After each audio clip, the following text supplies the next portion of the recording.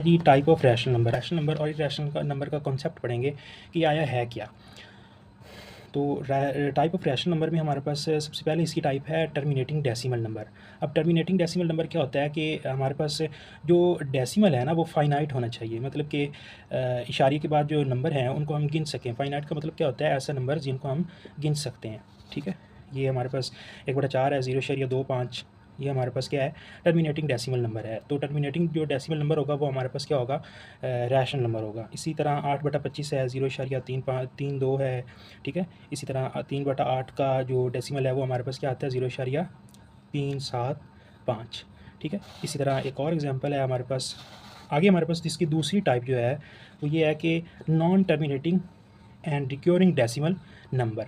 ठीक है, तो अब नॉन टर्मिनेटिंग का मतलब क्या है कि ये टर्मिनेट ना हो, ख़त्म ना हो, इशारिया जो है वो ख़त्म, इशारे के बाद जो नंबर्स आ रहे हैं वो क्या हों, लातादाद हो सकती हैं, ख़त्म नहीं होंगी। जिस तरह ये 2-5 आया, ये हमारे पास क्या है, फाइनाइट, या आप ये इसको ये कह सकते हैं कि नॉन टर्मिनेटिंग जो होगा वो इनफाइनाइट होगा। क्या होगा, इनफाइनाइट।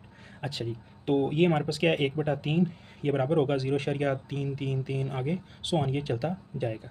ठीक है, इसी तरह 4/9 की मैंने एग्जांपल लिया है, ये हमारे पास इसका जब हम इसको डेसिमल में कन्वर्ट करते हैं तो ये हमारे पास क्या होता है, 0.44 आगे सो ऑन। तो इसका मतलब क्या है, ये क्या है, टर्मिनेट, नॉन टर्मिनेटिंग है, पहली बात। अब वो कहते हैं एंड रिक्योरिंग डेसिमल नंबर। अब रिक्योरिंग का मतलब क्या होता है, मतलब कोई भी एक नंबर जो है वो रिपीट हो रहा हो।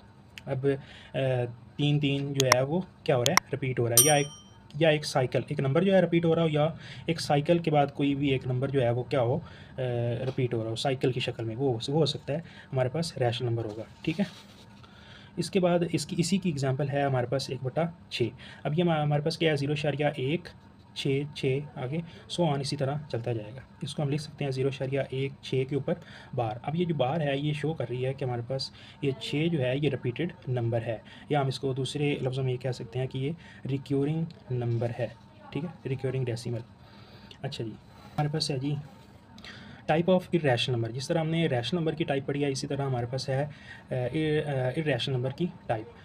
नॉन इसकी एक ही टाइप है हमारे पास, non terminating and non recurring decimal number.